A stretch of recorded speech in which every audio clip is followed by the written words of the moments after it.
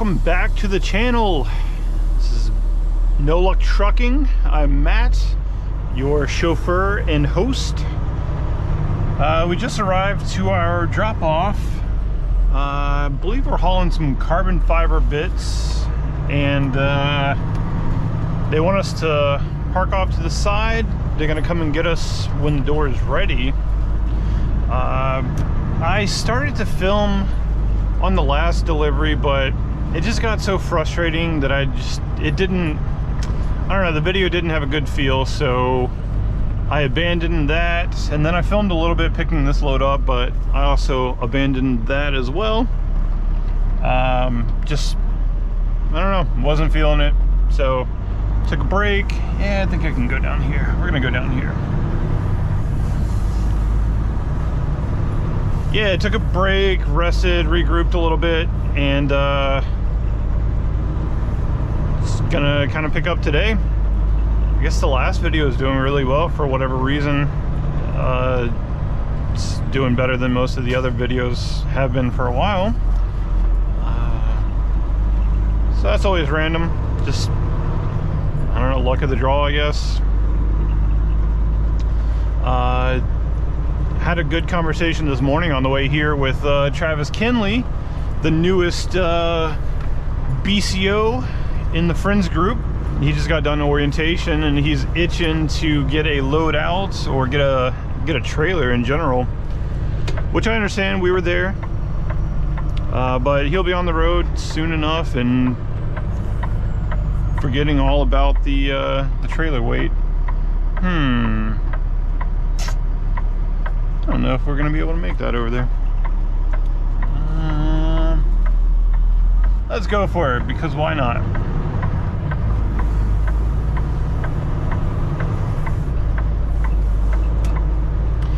There's a rail car in the way.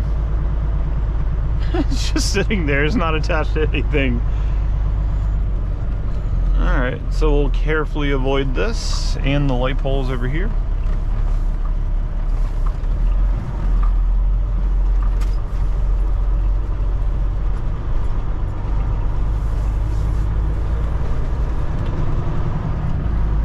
Cool place. I've never been to an industrial park that had a basically like a guard shack for all of the places. What is this guy doing? All right, we'll go through the parking lot to go around him because I don't know, just parking in the middle of the road.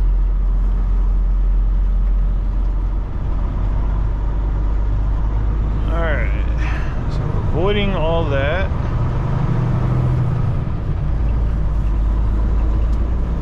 This guy over here that's pulled next to the empty trailers was the the Freightliner at the pickup here.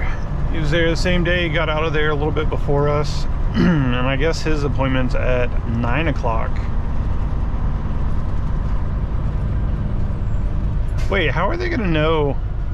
They said to pull over here and then that they were going to come out to us. How do they know who is who? They didn't take our phone number, they don't know our truck.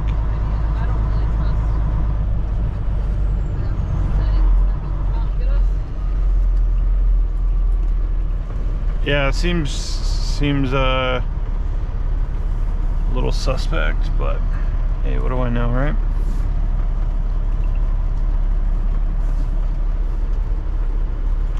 We'll pull over here, completely out of the way.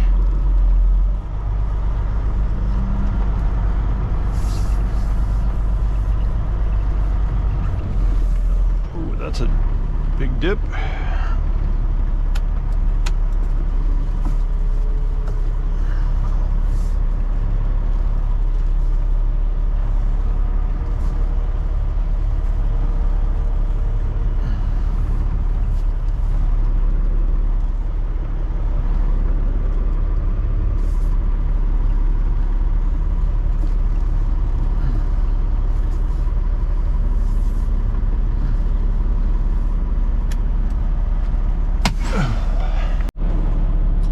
Just like that, we got a door. Somebody rode along in a forklift, but they're having us go to a different building. So I questioned it a bit to make sure that he was meaning to tell us to come over here. said, down here and past the 3 trailers, door 10, building 2, door 10.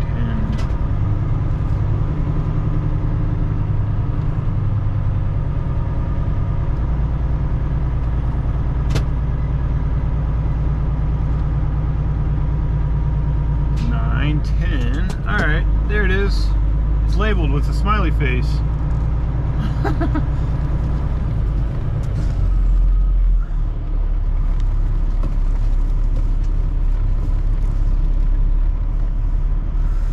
Alright, we're going to put on blinkers because this is a active road.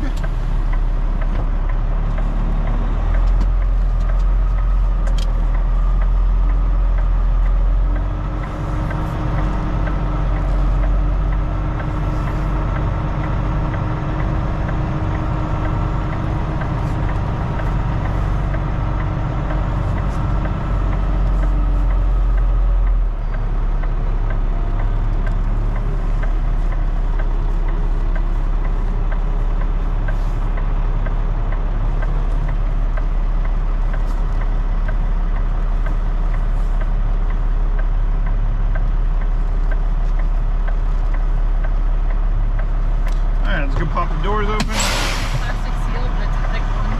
What's that? Plastic seal, but it's really thick, so you might want to take this case. Alright. So he's going to unload us, and he said when he's done, he'll sign the paper, so then we can just leave.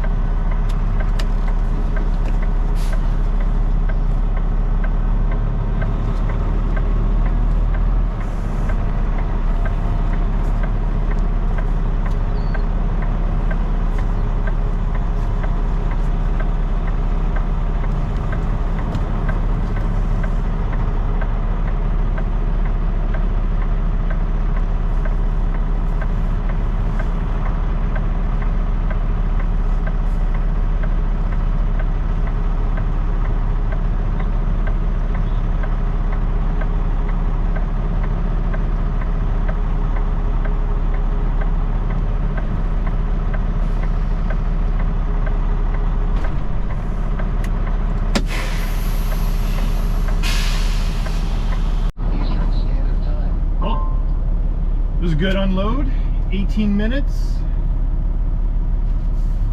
And I asked the guy what it was that they make with this stuff, and he said it is micro fiberglass, and they use it for insulation.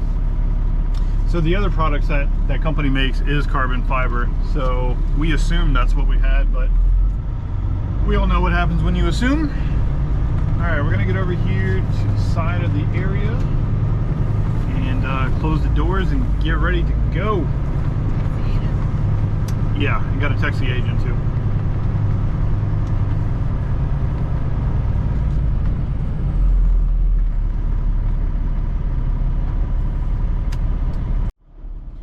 I got the door closed.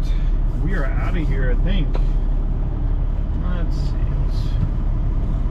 Did you do something with that?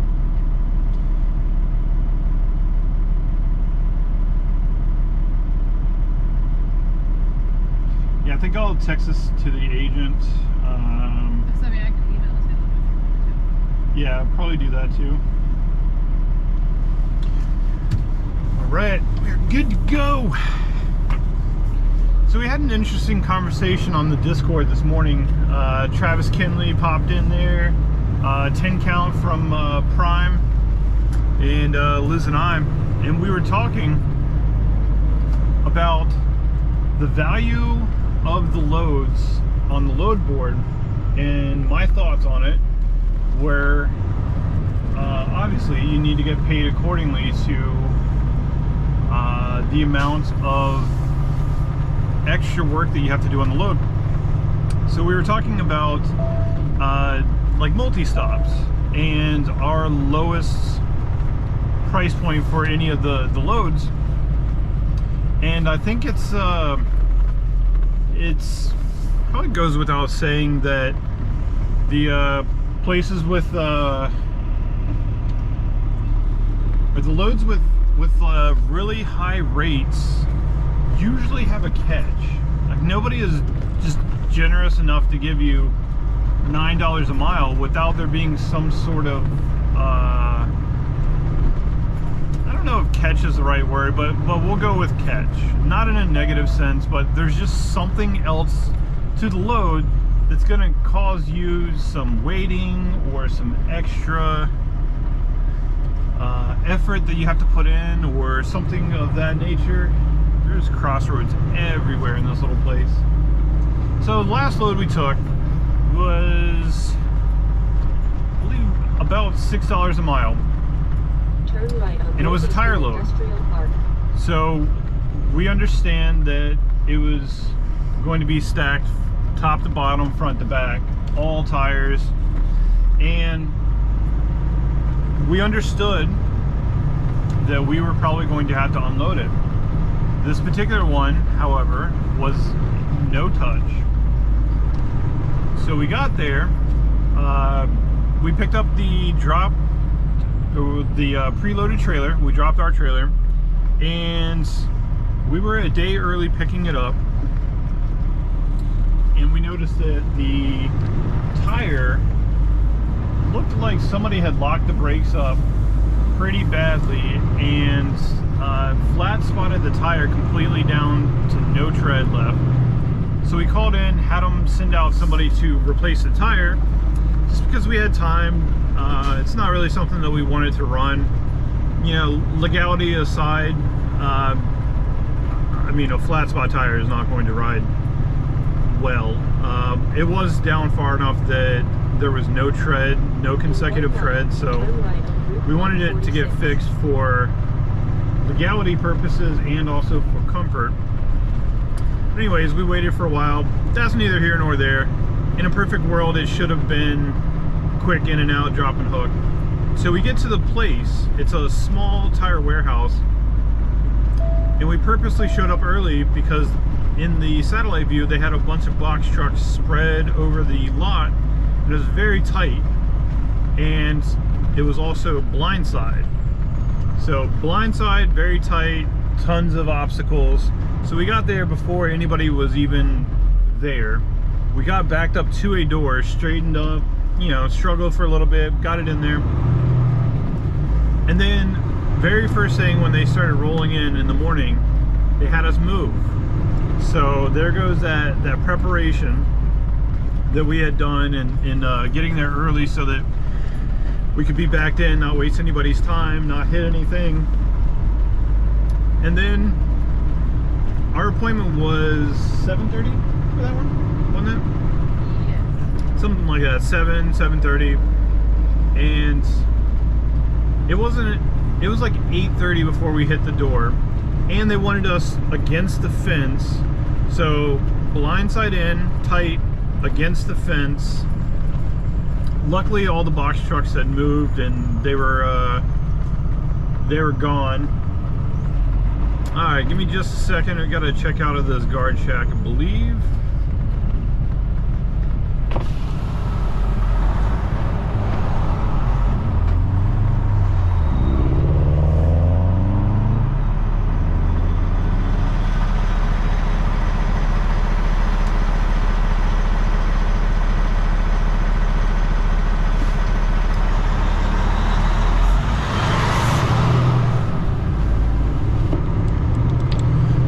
Had we been a solo driver, that backing would have taken a long time, because you'd have to get out and look, make sure you're not hitting the fence, make sure you're not hitting anything else.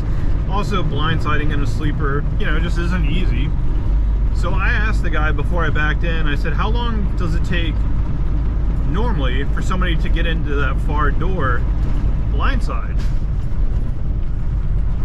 Are we taking this route that Yes, we're going Turn right to the on left. Route 46. Sorry, we're going to the right. oh, okay, up here. Up here, Okay. going to the right. So the guy tells me generally it takes people at least an hour to get in, sometimes more. Which is understandable because the place was a mess. It was very tiny. And on top of that, you know, blindsiding in is just not too easy when it's that tight. There was no room to actually pull forward enough to Continue 2 miles straight. to the end of the street, then turn right. Alright, yeah, we missed the curb. So anyways, we got it docked in.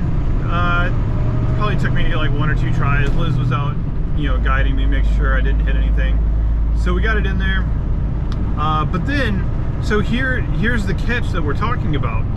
So the agent told us to expect 2.5 hours. After 2 hours, talk to them, and they're gonna start lighting fires and try to get us out of there as quick as possible. So we had booked another load for later on in the afternoon. So 2 hours goes by, we let them know. 2.5 hours, 3 hours, I give them a call, I text them, and the only thing the agent did was say, okay, well, detention starts as $15 per 15 minutes, so essentially $1 a minute for detention. I'm like, okay, cool, but we need to get out of here because we have another load. So, you know, per your email, you said you would start figuring out what's going on. So we figured that was going to be a useless avenue. So I went inside and started talking to the guys. I'm like, hey, you know, they said 2.5 hours. We're going on hour 3.5, 4 even. He says, hey, we only have 2 people to unload this truck, when normally it would take 4 or 5 to get you out of here in 2.5 hours. And mind you, these tires were literally stacked top to bottom, all the way up to the ceiling, all the way to the back. So it's understandable that it took a while, but you know, that's kind of not what we signed up for. Well, the expectations that we were given when we signed up for it. And normally it wouldn't have been a huge deal, you know, we would have just taken a nap, whatever, waited until they were done. But we had a load that the place closed at 3. We told the agent we were going to be there at 2.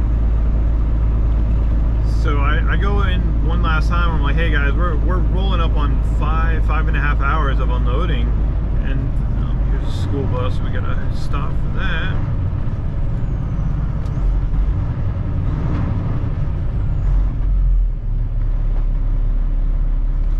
So you are going to make a right up here. I think the difference is when we get on the interstate, we're going to look back down the 87. Okay. So with this tire load, you know, obviously it's paying pretty well, you know, $6 a mile, but the amount of time that you're investing in this load is what they're paying for, basically. Like, deep down, we all know that they knew that it was not going to take 2.5 hours. It's going to take more like 5, 6, which I had heard that tire loads do take about 5 or 6 hours, but we were kind of hopeful that it would go quick, since the agent specifically said to let them know, and they would, you know, get working on getting us out of there. Which, you know, they don't really have any magical powers. They can't do anything special, other than ask them what the holdup was, and we knew what the holdup was. They were understaffed, and there's a lot of tires to unload. 4.25 miles. So that particular load On the right to I-87 to pays really well, because you are going to be there wasting a lot of your time. And if you had another load behind it, you're probably going to have to cancel it, because there's no telling if it's going to take 3 hours, 4 hours, 6 hours, 8 hours, who knows. Yeah, where was I going with that? Alright, so we're getting on 87, Well, we have to get on 92, we have to 87. get on 90. Let's see, yeah, we have to get on 90.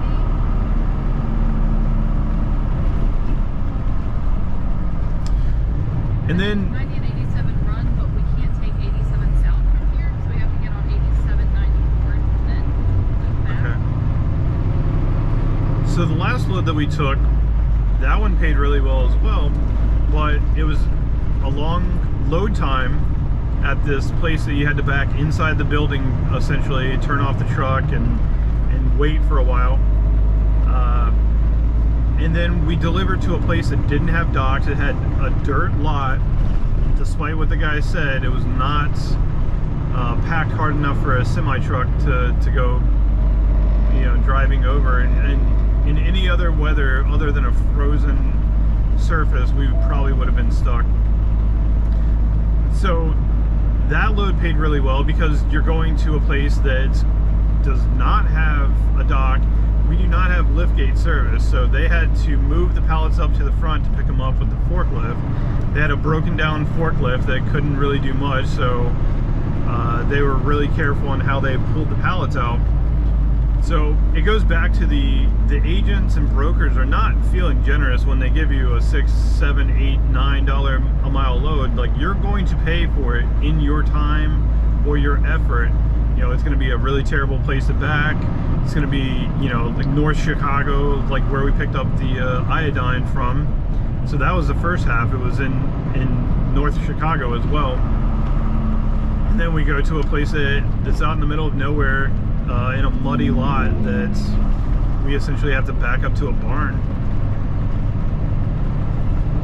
So it kind of plays on the point that we were talking about is you have to pick a rate that pays for your time, and you have to assume that your time is going to be wasted. So there's never a time that somebody's just going to feel like generous and give you, you know, like $10 a mile load. Like, there is going to be some sort of catch, and it's your job to find what that hurdle that you have to overcome is, and you have to make sure you're taking loads that pay accordingly.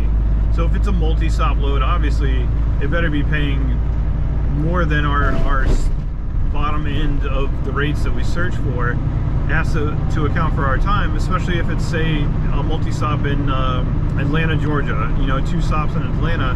It better be paying really good because it's a pain to drive through Atlanta. Parking isn't the best there, and also multi-stops, they're gonna monopolize most of your day, whether it's posted like that or not. You have to assume that the first place isn't going to get you out, and you're going to miss the appointment and have to deliver the next day. That's kind of the assumption that you have to go in with. And then if it works out, cool, awesome, you made great money with little effort. But it doesn't always work out, so you just have to kind of plan for the worst and hope for the best.